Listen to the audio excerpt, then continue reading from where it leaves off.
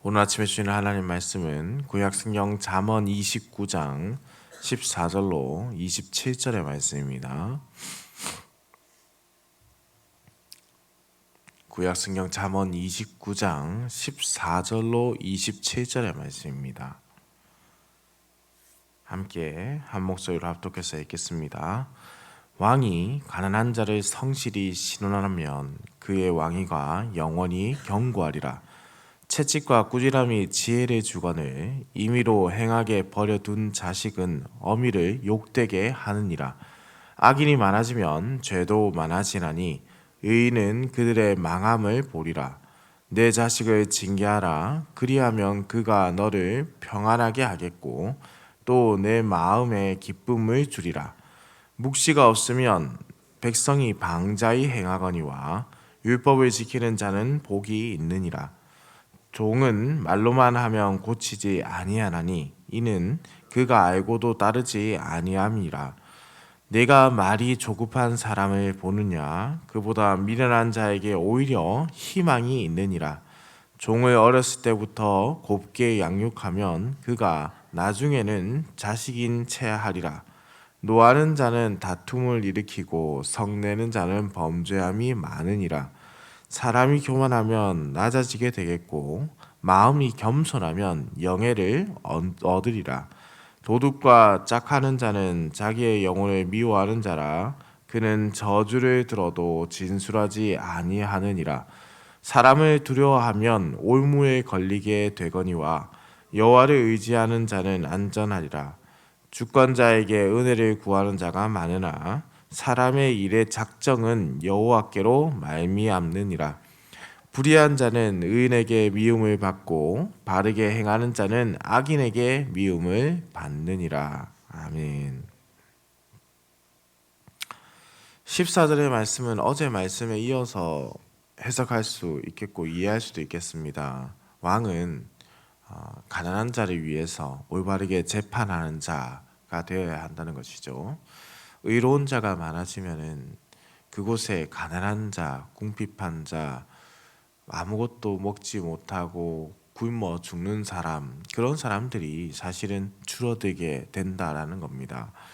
그래서 왕은 또한 공의와 정의를 우선에 두고 그 일을 반드시 행해야 되는데, 그러면 그 왕과 함께 그의 정권이 반드시 견고하게 서게 된다라고 말씀합니다. 당장 바로 앞에 있는 유익을 위해서 하나님의 법을 굽어지게 하지 않는 왕의 모습이 하나님 나라에 필요한 하나님께서 원하시는 대리 통치자의 자세라고 할 수 있겠죠. 우리에게도 또한 이러한 모습이 있기를 소망합니다. 자녀들을 양육하다 보면은 이런저런 고민이 생기는 듯합니다. 그중 큰 걱정은 과연 부모로서 자녀를 바르게 훈육하며 하나님의 자녀로 자라도록 돕고 있는가에 대한 부분이라 할 수 있겠죠. 오늘 본문 15절에서는 채찍과 꾸지람이 지혜를 주거늘 임의로 행하게 버려둔 자식은 어미를 욕되게 한다라고 말씀합니다. 고민이 많이 되는 부분이라고 할 수 있습니다. 어디까지가 바른 훈육을 위한 것인가라는 거죠. 말씀에서는 참된 지혜라는 것이 결코 타락한 인간에게 스스로 이룰 수 없는 것이기 때문에 믿음의 부모들의 적극적인 노력과 말씀의 가르침이 필요하다는 것을 우리가 잘 알고 있습니다. 여기서 사용된 단어, 이 채찍이라는 단어는 쉐베트라는 단어 사용하는데요. 막대기, 지팡이 등을 의미하는 단어입니다. 이 단어가 책망, 견책, 교정이라는 토카를 기본형으로 하는 그 단어와 함께 꾸지람으로 번역된 이 웨토카트와 함께 사용되었다는 것은 매우 적극적이고 실제적인 체벌이 있어야 한다는 것을 강조하는 표현이라고 볼 수 있습니다.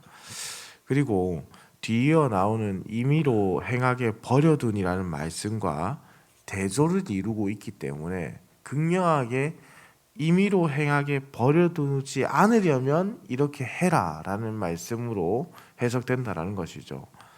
그들의 결과가 어떻습니까? 임의로 버려둔 것은 어머니를 욕되게 하는 것이다 라고 하는데요. 이는 단순히 어머니만을 말씀하는 것이 아니라 가정과 가문 그 자체를 말한다고 볼 수 있습니다. 이는 그 당시의 사회상을 반영한다고 보는데, 때로는 말씀을 바르게 전수하기 위해서 체벌을 그들이 하게 되었다는 거죠. 과거에 이는 아이를 미워함이 아니라 오히려 임의로 버려두는 것을 방치하기 위함이었습니다. 체벌을 강요하는 말씀이 아니라 그렇게라도 주의 말씀을 바르게 가르쳐야 한다는 것과 절대 방임하여서 내버려 두지 말라라는 것을 의미하는 말씀이라는 뜻입니다. 요즘 저희 처제가 학교를 다니고 있는데요. 학교에 가니까 좀 새로운 것들을 부모들도 많이 접하게 됩니다. 저 때는 없었던 어떤 제도들을 보게 되는데요. 일주일 정도 휴가를 가게 되면은, 일주일 정도 학교를 빠지게 되면은, 일주일이 넘어가게 되거나 그리고 한 주를 완전히 넘어가게 되면은 부모와 선생님이 통화를 해야 합니다. 뿐만 아니라 부모뿐만 아니라 학생도 선생님과 전화 통화를 해야 하더라고요. 왜냐하면은 혹이나 모를 학대를 당하고 있을까봐, 내지는 이 부모가 아이를 방치하고 있을까봐 확인을 해야 하는 것이 선생님의 역할이라고 하더라고요. 이 말씀이 주어진 것이 자녀를 말씀으로 가르치지 않는 것에 대해서, 그야말로 자녀를 말씀으로 가르치지 않는 그 방임하는 것을 막기 위함입니다. 말씀대로 자라는 자녀는 부모의 영광이 되지만은 그렇지 않다면 수치가 된다라는 것이죠. 자녀를 양육함에 있어서 이 말씀이 결코 우리에게 외면되어야 하지 않아야 하는 말씀이라는 뜻입니다.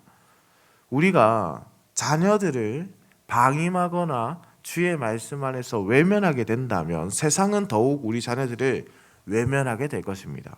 우리는 눈을 들어서 하나님의 말씀으로 바르게 자녀를 양육해야 하는 것이죠. 가르쳐야 한다는 뜻입니다.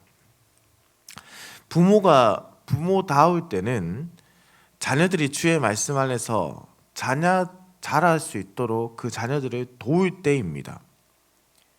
주의 말씀 안에서 자라도록 돕지 않으면서 부모의 역할을 다했다라고 할 수 없다는 말씀이죠.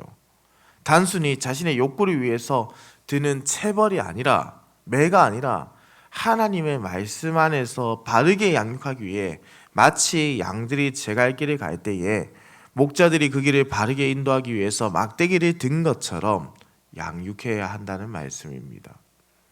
말씀으로 양육해야 하는데 말씀을 내팽개치거나 아이를 말씀으로 양육하는 일을 내팽개치게 된다면 그것이 방임하는 일입니다.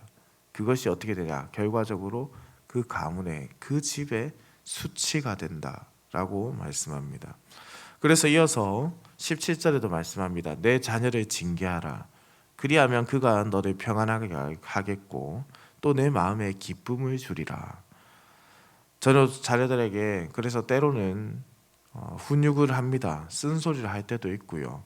잘못된 생각이나 행동을 했을 때 쓴소리를 하고 나면은 마음이 편치 않을 때도 너무나 많이 있습니다. 그럴 때 잠들어 있는 아이들의 얼굴을 한참 보고서야 잠에 듭니다. 마음이 불편하기 때문에 그 어린아이에게 쓴소리했다는 것이 마음을 어렵게 하기 때문입니다. 그런데 말씀에서는 이로 인해 평안과 마음의 기쁨이 있을 것이라고 합니다. 잠시 잠깐 마음에 어려움이 있을 수 있다는 것이죠. 그러나 말씀대로 바르게 양육하지 못한 자녀를 두고 방치한다면 참된 평안이 부모에게 찾아올 수 있을까요? 하나님께서도 때로는 그분의 백성들에게 징계를 내리셨습니다. 그 징계를 내림을 즐겨 하지 않으셨지만 그것을 통해서 깨닫기를 원하시는 그 사랑의 마음이 있었기 때문에 그분의 백성들에게 하나님은 징계를 내리셨죠. 부모가 그 책무를 다하는 것은 말씀에 근거한 가르침을 할 때입니다. 말씀으로 양육한 가정의 평안과 마음의 기쁨이 있는 것은 그래서 당연한 것이죠. 가정에 하나님의 복음이 살아 숨쉬도록 우리는 주의 손을 더욱 붙잡고 주의 말씀을 가르치는 일에 멈추지 말고 최선을 다해야 한다는 것입니다. 18절의 말씀은 우리가 잘 아는 말씀입니다. 묵시가 없으면 백성이 방자히 행하거니와 율법을 지키는 자는 복이 있느니라. 이전의 말씀이 가정에서 말씀으로 양육하는 것이 얼마나 중요한가를 말씀하셨다면 18절의 말씀은 국가와 공동체가 얼마나 말씀으로 바르게 세워져야 하는가, 그것을 알려줍니다. 여기서 묵시를 단순히 예언자의 환상으로만 해석하기보다는 문맥상 하나님의 말씀으로 그것을 의미한다라고 보는 것이 좋을 듯합니다. 하나님의 말씀이 없는, 하나님이 역사하시는 말씀이 없는 나라의 백성들은 당연하게도 각기 자기의 소견에 합당한 대로 행하게 되는 것이니 방자하게 행할 수밖에 없는 것이죠. 말씀의 부재가 백성의 타락으로 이어진다는 뜻입니다. 그러나 율법을 지키는 자는 복이 있다고 말씀합니다. 여기에서 사용된 복이 있다, 아시레후, 이 복이 있다라는 단어는 시편 1편의 복 있는 사람에 대한 말씀과 동일한 단어를 사용합니다. 복 있는 사람은 하나님의 말씀을 주야로 묵상하면서 그 안에 있는 기쁨을 누리는 자라고 할 수 있습니다. 곧 하나님의 말씀은 백성을 속박하거나 구속하기 위해서 필요한 것이 아니라 국가와 사회의 정의를 수호하는 일과 백성들의 행복과 국가의 번영을 위해 가장 중요한 일이라는 뜻이죠. 그러니 우리는 늘 우리나라가 하나님의 법 안에서 하나님의 뜻대로 세워질 수 있도록 하나님의 통치를 벗어나는 악법이나 하나님의 말씀을 부정하는 법들이 생성되어 악한 일들이 발생하지 않도록 늘 기도해야 하는 것입니다. 국가와 공동체에게도 앞선 말씀의 적용이 이어집니다. 채찍과 꾸지람이 자녀에게 필요하듯이 19절의 말씀에 종은 말로만 하면 고치지 아니하나니 이는 그가 알고도 따르지 아니함이라 라고 했습니다.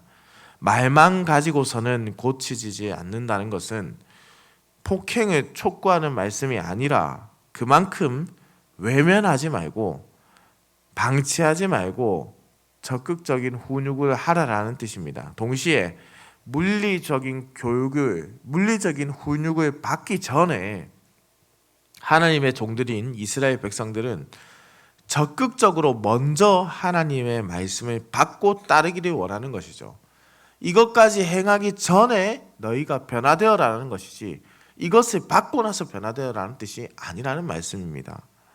이 세대가 본능적으로 하나님의 말씀을 외면하려 하지만은 우리는 더욱 하나님의 말씀을 찾아야 하겠습니다. 그래서 주님의 말씀이 이어집니다. 25절 26절 말씀입니다.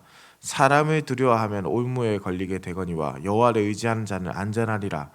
주권자에게 은혜를 구하는 자가 많으나 사람의 일의 작정은 여호와께로 말미암느니라. 아멘. 사람을 두려워하여서 변화되는 것이 아닙니다. 우리가 변화될 때는 사람을 두려워하여서 변화되는 것이 아니라 하나님을 두려워하여서 바른 삶을 살아야 하는 겁니다. 사람을 두려워하고 권력을 두려워하는 자는 올무에 걸리게 되지만 여호와를 경외하는 의지하는 자는 당연히 여호와께서 그 길을 인도해 주시니 넘어져도 일어날 수 있고 아무리 크고 어려운 일이 닥쳐와도 견딜 수 있습니다. 사람이 아니라 여호와 하나님께 은혜를 구하는 자는 결코 하나님의 말씀을 외면하지 않기 때문에 그 징계의 채찍을 맞을 이유도 없다는 것이죠. 혹이나 그 징계의 채찍을 맞게 된다라고 할지라도 부모에게 징계를 받게 되거나 훈육을 받게 되거나 국가가 그런 일을 하게 될지라도 그 너머에 계시는 여호와 하나님을 바라보라는 겁니다. 단순히 그 사람의 권력에 그 힘에 부모가 때릴 때 그것에 두려워하지 말고 여호와 하나님을 두려워하라. 여호와 하나님께서 말씀하신 그것을 자녀들아, 백성들아, 그 말씀을 받으라라는 겁니다. 사랑하는 흥덕향상교회 성도님들, 우리는 때로는 성급하게 화를 내거나 성급하게 말을 하여서 일을 크게 만들 때도 있고 그르치게 만들 때도 있습니다. 그것은 우리가 기도의 자리를 잘 찾지 않았기 때문은 아닌지 돌아보게 됩니다. 우리가 기도하기에 힘쓰고 또 주의 얼굴을 찾으며 하나님의 뜻을 물을 때가 많아야 하는데, 내가 생각하여서 해결하려고 하고 내가 내 힘으로 해결하려다 보니 오히려 실타래가 얽히는 듯한 느낌을 받게 되는 것이죠. 자녀의 양육과 국가가 백성을 대할 때도 무조건적인 매와 채찍으로 하라는 말씀이 아닙니다. 주의 말씀을 가까이 하도록 돕기 위해서 그들을 외면하지 말고 사랑으로 가르치라는 겁니다. 결코 외면하지 말아라는 거죠. 대학 입시를 위해서만 부모가 존재하는 것이 아니라는 말씀입니다. 그의 인생에 가장 중요한 것, 여호와 하나님을 경외하는 것을 가르치라는 뜻입니다. 우리는 주의 말씀을 잘 알지도 못하고 바르게 이해하지도 못하는 부족한 사람들입니다. 그러니 우리는 더욱 주님의 뜻을 구하고 물어야 하는 자들이지 않겠습니까? 사람의 눈치를 보면서 사람에게 잘 보이기 위해서 살아가는 것이 아니라 하나님을 바라보며 하나님께서 하실 일을 기대하며 나아가는 인생이 되어야 되지 않겠습니까? 오늘 하루 우리에게 이러한 은혜가 있기를 소망합니다. 맞다, 그르다, 그것은 하나님께서 판단하실 것입니다. 우리는 주의 말씀대로 그저 살아갈 뿐입니다. 우리가 말씀대로 온전하게 세워지고 주의 말씀으로 더욱 단단하게 만들어져 가야 하는 것뿐, 그것이 우리에게 주어진 것이지 판단이 우리에게 주어진 것은 아닙니다. 하나님 전에 말씀을 우리가 스스로 판단하거나 우리의 삶을 스스로 판단해서 행하는 것이 아니라 말씀대로 살아내고 하나님께서 판단하실 것을 기도하는 것이죠. 사랑하는 성도님들, 말씀대로 자녀를 양육하고 말씀대로 살아내기 참 어려운 시대를 살아가고 있지 않습니까? 말씀대로 키웠다라고 생각하는데 자녀들이 엇나가는 것을 볼 때면 마음이 미어져 내리고, 말씀이 가장 먼저라고 가르치면서 키웠는데 자녀들이 말씀을 버리려 할 때면 얼마나 가슴 아프고 힘든 어려움을 겪고 계신지요. 부모가 자녀를 양육하는 것이 그렇게 어렵고 힘들다는 것 우리가 너무나 잘 알고 있습니다. 그런데 이스라엘 역사에서 이스라엘 백성들이 하나님의 말씀에 순응했던 적이 과연 몇 번이나 있습니까? 과연 몇 번이나 있습니까? 그런데 그럴 때마다 하나님이 그들을 외면하셨습니까? 몇 번이나 반복적으로 하나님을 떠나려 했을 때, 끊임없이 목자 없는 양같이 그들이 살려 했을 때 하나님은 단 한 번도 그들의 손을 놓지 않으시고 단 한 번도 그들을 외면하지 않으시고 주의 말씀으로 양육하셨습니다. 그래서 그들에게 비로소 예수 그리스도께서 오심으로, 말씀이신 그분이 오심으로 정도의 길을 다시금 우리에게 알려주셨지요. 우리도 동일합니다. 우리는 예수 그리스도 하나님의 발자취를 따라가는 것뿐입니다. 우리의 마음대로 되지 않는 것 같으나, 우리가 원하는 것만큼 자녀들이 말씀대로 자라나지 않는 것 같으나 하나님께서 그 길을 인도하실 것이고, 우리의 마음 가운데 분노와 사그러들지 않는 화가 아니라 사랑으로서 바르게 양육할 때 하나님은 반드시 그 자녀를 놓지 않을 것이라 믿음으로, 그것을 바라봄으로 우리가 나아가야 되지 않을까요? 오늘 우리에게 주어진 이 삶이 그러한 삶이 되길 바랍니다. 우리 또한 목자 없는 양같이 떠돌아다니던 인생이었습니다. 그러나 주께서 지금 이 자리에도 우리를 불러주시지 않았습니까? 반드시 주님의 백성을 주께서는 지키십니다. 그러니 말씀대로 살아갑시다. 말씀대로 행합시다. 말씀으로 능력을 행하는 우리 흥덕 향상교회 성도님 되시기를 우리 주님의 이름으로 축원합니다. 기도드립니다. 사랑과 은혜가 풍성하시며 인간의 생사화복을 주관하시는 살아계신 우리 하나님 아버지, 지난 간밤에도 급하고 어려운 소식 없이 우리를 지켜주셨다가 이렇게 아침을 깨워 주의 전으로 불러주시니 감사와 찬송을 올려드립니다. 하나님 아버지, 우리가 자녀를 양육하는데 참 많은 어려움을 겪습니다. 우리의 무지함이 바르게 양육하는 것을 가로막기도 합니다. 주님께서 주님의 백성들이 바르게 양육한 법을 우리에게 가르쳐 주시옵소서. 우리로 그렇게 또한 자녀들을 양육할 수 있도록 힘주시고 지혜도 주시옵소서. 아울러 우리 또한 하나님의 자녀로 온전히 서갈 수 있도록 인도해 주시기를 소망합니다. 잘못된 길로 갈 때는 책망하시고 다시 바르게 갈 수 있도록 인도하여 주시고 주의 길을 벗어나지 않도록 언제나 주의 지팡이와 막대기로 안위하여 주시옵소서. 오늘도 운전하는 모든 성도들의 운전대를 붙잡으시고 들어가거나 나가거나 복을 누리는 우리 흥덕향상교회 성도들의 삶이 되게 하옵소서. 감사드립니다. 살아계신 우리 주 예수 그리스도의 이름으로 기도드립니다. 아멘.